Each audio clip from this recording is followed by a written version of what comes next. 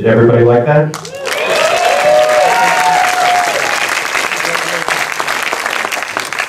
Who here has actually seen Billy Joel in concert? Paul McCartney? All right, well, first of all, we're going to introduce all the different filmmakers who made this possible. The first is Nigel Sinclair, who is not just an executive producer of documentaries, but actually a major motion picture executive producer as well. So, Nigel.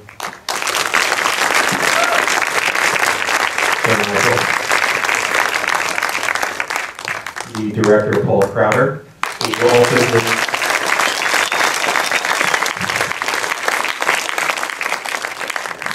Paul also did the Who documentary with Nigel. Mark Monroe, who was the writer, who also did the Code.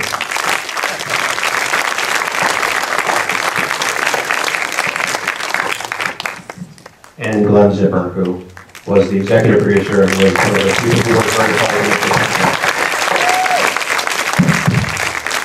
We're actually going to do 2 duets. Nigel and I are going to do one first. Well, Glenn can be seen weeping in the movie. I don't know if you noticed him, but he's the original Mets fan. Cried when they lost at the end. You could see him on camera. I'm still crying. Lots to cry about, really. You keep talking. We're good. I've got plenty of time. So, first of all, how'd you all meet?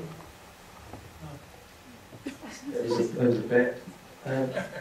Nigel's looking at me like I'm crazy. What was the question? How did you all meet? Oh, well, we originally met. We met on the Who project. Yes. We 3 worked together on the Who's The Amazing Journey, and Glenn we all met a little later. We joined our company.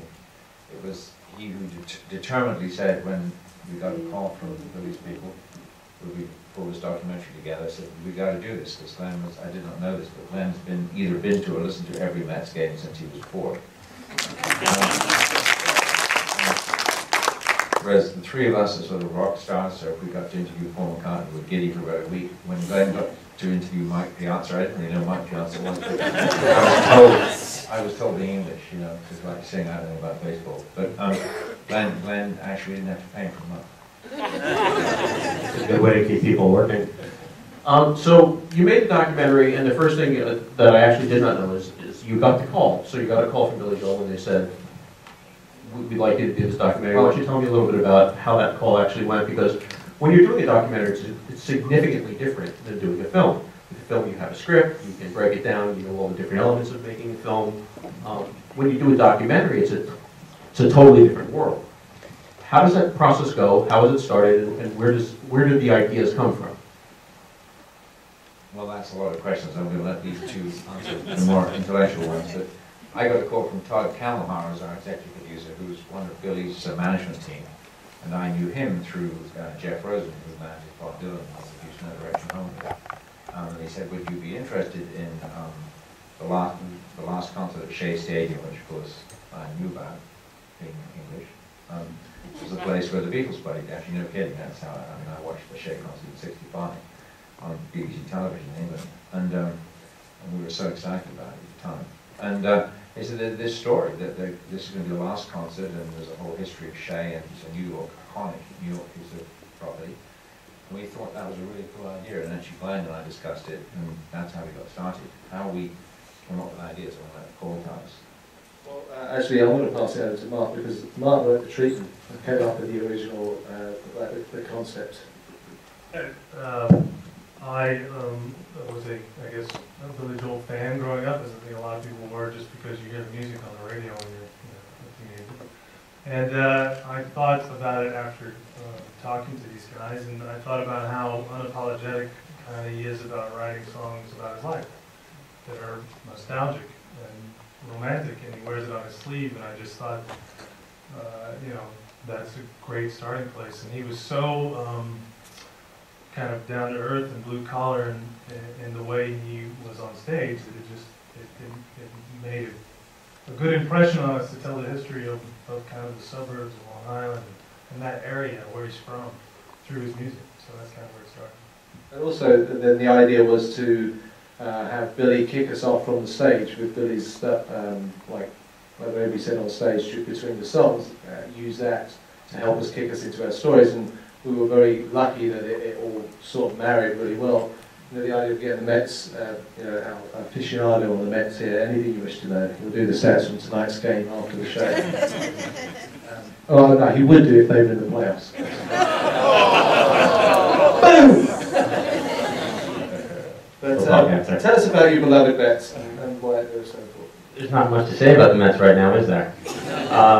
Well, you know, I think, you know, Billy said it in the movie, the Mets were working class. I mean, I'm sure there's a Yankee fan or two in this crowd, and I won't deride the Yankees. I respect the Yankees, and they have their own storied history, but being a Mets fan, there's a lot of struggle that's associated with being a Mets fan, and so, because the wins are so far and few between, so when they do win, it's actually quite exquisite, and it's a feeling that you probably can't capture if you're a sports fan for another team. So I think that's where I derive my loyalty from the Mets. And the stories really did tend to meld. You know, the more research we did, the more we found the stories melted in together with the Mets being that working class, Billy being that, the suburbs of New York generally being working class, Billy telling these stories, and that this guy, Robert Moses, kind of invented the suburbs, if you like, by creating it. And then Billy grows up there, and then he writes the songs about this place, and he writes a song about these people. And at the concert, all these people in the audience, all these people that he writes about, they're all there. Brendan, Eddie, in the audience, you see them all there. And so we were very lucky, I feel, that this film almost cut like butter in the respect that it just, the stories are blended together really evenly and nicely, and it made the process for us a lot easier and a very enjoyable process, and therefore I guess that shows on the screen. It absolutely does. When you guys were putting the pieces together, clearly the songs really drive the entirety of the story, and they're so compelling for each of the different elements of the story. How did you decide which direction to go? I mean, did you actually show the concert in its chronological order in order to tell the story, or was it actually cut up, which is what I assume happened? No, yeah, it's cut up a little. It's somewhat chronological. We were lucky in some of it, but no, I mean the stories come out. I mean, he played the concert. It was also a 90-minute concert, and you know, we did a selection of the songs from that night. He played 2 nights. He played Wednesday and Friday. It was the last double play at Shea. So we sort of moved it about, but it was what we did was we played out. These are going to be our stories here, and these are the songs that fit those stories. What's the song that fits the story? Find those and start planning the concert that way, and then reading it in and out. Yeah, I mean, this was a staggering intellectual challenge because we had the 3 storylines and the concert, and I think it's a credit to our writer and director that we laid it out in various different ways. Very early on, we decided a couple of things. First, that we had to start with the national anthem because we wanted to tell the audience, you know, this is serious business tonight. This is not, this is a baseball park, and it sends a lot of different messages. And of course, he played it very, very beautifully. I think you probably all agree. And then the other thing was, we thought at the end when Gary Cohen or Dan Barry says, who else but Billy Joel could play this gig? Who else could do it? We thought, well, we have to earn that in this film. And by the time you get to that at the end of the film, when he says that, you're just sort of nodding. We know we've earned that and we've won the battle. And the goal was to entertain you, and I think Paul cuts the music as if it was actually written as a soundtrack for the story. It's seamless, and the trick of hearing moving out and then going into the show, so you sort of move from him driving to LA into moving out, which takes us back to the stage rather than it being a jarring cut, is I think part of Paul's brilliance. But the biggest thing we wanted also was to have that emotional and intellectual payoff, which is when Dan Barry says it could only have been Billy Joel because he's one of those guys, you sort of get it. So that was the journey we wanted to go on, and of course in the course of it we're trying to entertain you. Whether Mark sees it the same way as you wrote it, but that's how I experienced it. No, absolutely. I think we, like I say, he's unapologetic about how he feels, and he writes the songs about his life. And I think we were fortunate that like a lot of the up times happened at the same time, and a lot of the down times happened at the same time, and that's a tribute to the fact that I think he is a true New Yorker, and a lot of his stuff was just married to the feeling that was going on in the city at the time. So. And also, I just want to say, you know, marriage came together well and edited well because Mike Nichols, the editor, is here. Absolutely. Okay.